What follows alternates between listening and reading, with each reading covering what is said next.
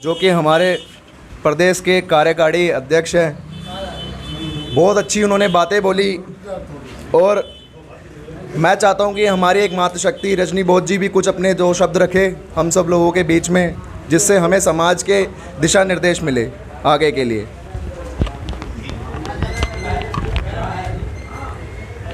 सभी को मेरा जय भीम नमो बुद्धाय।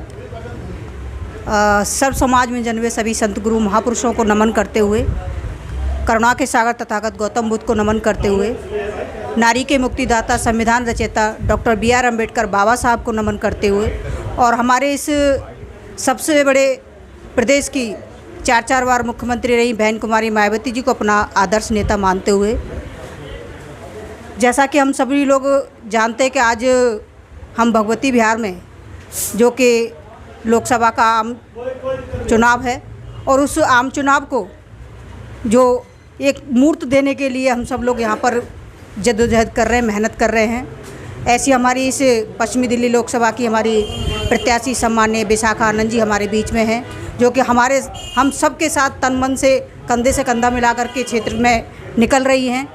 और साथ ही हमारे इस दिल्ली प्रदेश के कार्यकारिणी सदस्य सम्माननीय मास्टर जगदीश जी, जो कि इतनी उम्र होने के बावजूद भी हमारे साथ हमसे भी आगे दौड़ भाग करके हमसे भी आगे हमारे मनोबल को बढ़ाने का काम कर रहे हैं। ऐसी हमारी शख्सियत हमारे लोगों के बीच में चल रही हैं। सबसे बड़ी बात यह है कि हमारे जो बाबा साहब ने हम लोगों को संविधान दिया, हम लोग संविधान की बहुत बात करते हैं कि हमारा संविधान बचना चाहिए, संविधान के अकॉर्डिंग सारे काम होने चाहिए, शासन प्रशासन व्यवस्था बननी चाहिए। ये सारी चीज़ें होंगी, ज़रूर होंगी, लेकिन वो तभी होंगी जब हम शासन प्रशासन में या ये कहो कि सत्ता में जब हम अपने लोगों को बैठाएंगे तो शायद संविधान भी बच पाएगा। हमारी शासन प्रशासन की व्यवस्था, जिनको माननीय बहन जी को शासन प्रशासन की व्यवस्था को हम लोग जो देखते आ रहे हैं, वो चीज़ भी हम लोगों को देखने को फिर से मिलेगी। तो इसके लिए ज़रूरी है कि हम जितने भी हो सके इस बार हमें संविधान के लिए वोट करने की ज़रूरत है। हमें इस संविधान को बचाने के लिए वोट करने की ज़रूरत है। हमारे बच्चों के भविष्य को बनाने के लिए वोट करने की ज़रूरत है। और उन सभी लोगों को समझाने के लिए ज़रूरत है जो लोग कहते हैं कि जो चंद पैसों में जो अपने आप को जो कहते हैं ना, ये हमारा अमूल्य वोट है, इस वोट की जो कीमत है उसको हम लोगों को थोड़ा थोड़ा करके अगर सब लोगों को समझाने का काम करेंगे तो 101% वो लोग भी इस बात को समझेंगे कि हम लोग चंद पैसों के मोहताज बन जाते हैं और हम आने वाली पीढ़ी को एक तरह से उनके लिए गिरवी रख देते हैं। इस चीज़ से भी हम लोगों को बचाना पड़ेगा, लोगों को अवेयर करना पड़ेगा। और जैसा कि 25 मई बहुत ही नज़दीक है, मुश्किल से आज हमारी 20 तारीख हो गई है, 4 दिन बीच में है। 25 तारीख को सुबह 8 बजे से हमारा वोट डालना शुरू हो जाएगा। 2 और 3 दिन हमारे बहुत ही ज़्यादा काम करने के, बहुत ही ज़्यादा संघर्ष करने को, जो हमारे आदर्श हमारे नेता ने हमने जो हम लोगों के लिए दिशा निर्देश दिए उस पर हम लोगों को काम करना पड़ेगा, उस पर हमें अमल करना पड़ेगा।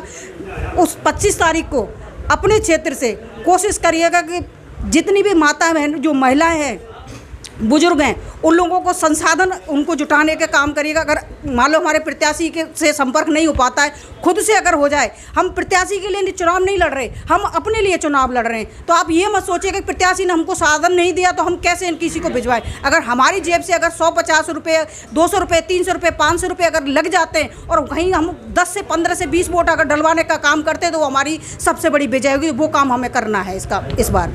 तो मैं ज़्यादा ना कहते हुए मैं सिर्फ अपील करूंगी कि जितना हो सके हर जगह से वोट को बढ़ाने का काम करना है और ज़्यादा से ज़्यादा हाथी के बटन, सिर्फ और सिर्फ उनको हाथी का बटन बताना है। हमें प्रत्याशी के चेहरे को बताने की ज़रूरत नहीं है, सिर्फ हाथी का बटन उनको बता दो, भैया जहाँ हाथी छपा हो वहाँ बटन दबा दीजिए, वैसा आपका कल्याण हो जाएगा, आपके बच्चों का भविष्य बन जाएगा और आने वाली जो पीढ़ी है वो सुखद महसूस करेगी। यही इन्हीं बातों के साथ अपनी बातों को विराम देती हूँ। जय भीम, नमो बुद्धाय।